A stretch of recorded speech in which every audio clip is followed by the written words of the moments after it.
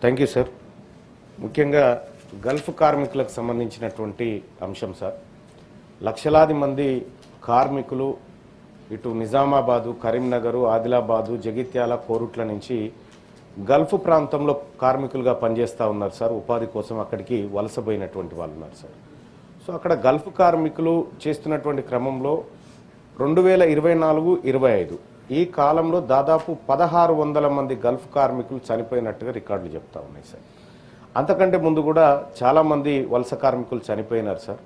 So వాళ్ళ dead బాడీలు ఇక్కడికి రావడానికి కూడా ఎలాంటి సోర్స్ లేక నేను మొన్న వెళ్తే సార్ 13 రోజులైంది సార్. అక్కడ డెడ్ బాడీ ఉంది, ఇంకా ఈ డెడ్ బాడీ ఇక్కడికి ఇండియాకి వచ్చే పరిస్థితి లేదు సార్. వాళ్ళ భార్య పిల్లలు కనీసం చివరి చూపు చూసుకునేటువంటి పరిస్థితి కూడా లేకుండా ఉంది సార్. గల్ఫ్ కార్మికులకు సంబంధించినటువంటి సార్ అక్కడ పనిచేసి వాళ్ళు అంతో ఇంతో డబ్బు పంపిస్తే ఆ డబ్బును మనము మన కరెన్సీలోకి మార్చేటువంటి క్రమంలో 18% సర్వీస్ ట్యాక్స్ వసూలు చేస్తూ ఉన్నాం సార్. కేంద్ర ప్రభుత్వం, రాష్ట్ర ప్రభుత్వం కలిసి వాళ్ళు 9 రూపాయలు, వీళ్ళు 9% చొప్పున వసూలు చేస్తూ ఉన్నారు సార్. సార్ ఇక్కడ వాళ్ళు పంపేటువంటి డబ్బుకు ప్రభుత్వం దగ్గర లెక్కలు ఉన్నాయి సార్. కానీ గల్ఫ్ కార్మికులు ఎంతమంది పనిచేస్తూ ఉన్నారు గల్ఫ్లో, వాళ్ళ లెక్కలేంటి, ఎంతమంది పోతా ఉన్నారు, అసలు పోయినవాడు అక్కడ సేఫ్గా ఉన్నాడా లేడా అనేటువంటి లెక్కలు రాష్ట్ర ప్రభుత్వం దగ్గర లేవు సార్.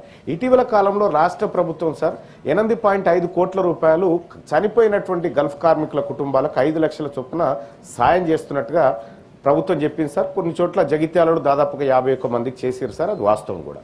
కానీ సార్ ఇక్కడ గల్ఫ్ కార్మికుడు అక్కడ భద్రతతో బతకడానికి రాష్ట్ర ప్రభుత్వం తీసుకుంటున్నటువంటి చర్యలు ఏంటి అనేటి కొంత ప్రభుత్వం తెలియజేయాలి సార్. ఎందుకంటే ఇక్కడ వాళ్ళు పంపే డబ్బుకు లెక్క ఉన్నప్పుడు అక్కడ వాళ్ళు పనిచేస్తున్న ప్రాణానికి కూడా ఒక లెక్క ఉండాలి సార్.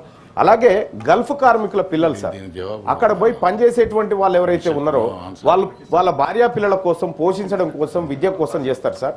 సార్ గల్ఫ్ కార్మికుల పిల్లల కోసం ప్రత్యేక రెసిడెన్షియల్ స్కూళ్లు పెట్టాల్సినటువంటి అవసరం ఉంది సార్.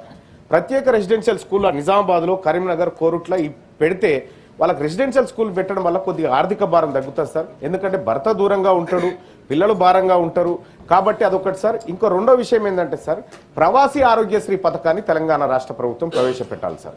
గల్ఫ్ దేశాల్లో ఉన్నటువంటి గల్ఫ్ కార్మికులు ఎవరైతే ఉన్నారో వాళ్ళతోటి ప్రైవేట్ హాస్పిటల్స్తో టైఅప్ అయి రాష్ట్ర ప్రభుత్వం అక్కడ ఉన్నటువంటి మన కార్మికులకు ఏమైనా ఇబ్బంది జరిగితే అక్కడ ప్రైవేటు హాస్పిటల్తో అక్కడికి పోతే ఫ్రీ ట్రీట్మెంట్ జరిగే విధంగా ప్రభుత్వం చర్యలు తీసుకోవాలి సార్. అలాగే గల్ఫ్ కార్మికులను ఇంకా మోసం చేస్తూనే ఉన్నారు సార్ ఏజెంట్లు. ఆ ఏజెంట్ల మోసాలను కూడా అరికట్టాల్సినటువంటి అవసరం ఉంది సార్. గల్ఫ్ కార్మికులు గత కొంతకాలం నుంచి కోరుతున్నటువంటి కేరళ తరహా పాలసీ ఏదైతే ఉందో అక్కడ ఏమైనా వివాదాల్లో చిక్కుకుంటే ఆ వివాదాలను పరిష్కరించడం కోసం అధ్యక్ష సో ప్రభుత్వం చొరవ తీసుకోవాల్సినటువంటి అవసరం ఉంది అధ్యక్ష.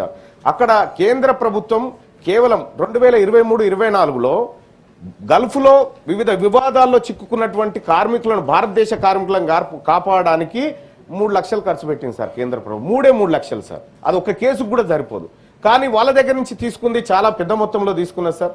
సో అక్కడ విదేశీ కరెన్సీని మనకి ఇక్కడ పంపి కొంత విదేశీ ద్రవ్యాన్ని డెవలప్ చేస్తున్నటువంటి కార్మికుల పట్ల రాష్ట్ర ప్రభుత్వానికి కొంత కన్సర్న్ ఉండాల్సినటువంటి అవసరం ఉంది సార్.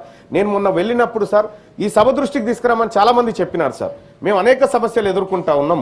ప్రభుత్వం ఈ ఎన్ఆర్ఐ పాలసీ విషయంలో కేవలం కమిటీ వేసింది కానీ దాంట్లో ఎట్టి పరిస్థితుల్లో మంచి జరుగుతున్నట్టు అనిపించట్లేదు.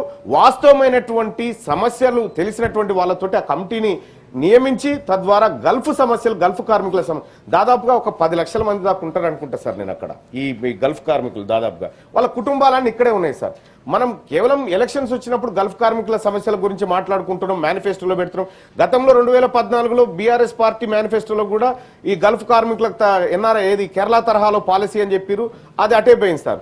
ఇప్పుడు ఈ రాష్ట్ర ప్రభుత్వం వచ్చి ఏదో చనిపోయిన తర్వాత కాదు సార్, బ్రతకడానికి భరోసా ఇచ్చేటువంటి ఒక పథకాన్ని రూపొందించమని చెప్పి తమరి ద్వారా రిక్వెస్ట్ చేస్తా ఉన్నారు సార్. అలాగే గల్ఫ్ కార్మికుల పిల్లలు సార్ వాళ్ళకు రెసిడెన్షియల్ ఏర్పాటుతో పాటు వాళ్ళ కుటుంబాలకు పథకాలలో ప్రత్యేక కోటాను అమలు చేయమని చెప్పి తమరి ద్వారా రిక్వెస్ట్ చేస్తా ఉన్నారు. పిటిషన్ పంపిస్తున్నాం. ఇప్పుడు నేను 47 ఇస్తే 4కి కూడా సమాధానం రాలేదు సార్ ఇప్పటిదాకా. సో తమరు చొరవ తీసుకోవాలి సార్. మాకు మేము నిన్ననే ప్రిపరేటరీ మీటింగ్లో చీఫ్ సెక్రటరీ గారు నిన్న లేరు కానీ స్పెషల్ మన ఫైనాన్స్ సెక్రటరీ గారు వచ్చారు. వారికి మొత్తం unstarred question to star questions, special mentions, petitions ఎన్నెన్ని పెండింగ్ ఉన్నాయి, వచ్చే సమావేశం లోపల యాక్షన్ టేకన్ రిపోర్ట్ మాకు సబ్మిట్ చేయమని నేను స్పీకర్ గారు వారిని కోరడం కూడా జరిగింది.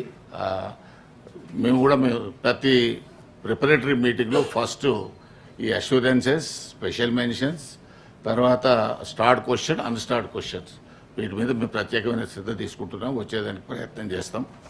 The house is urgent to meet again at 10 AM on Friday, the 2nd January 2026.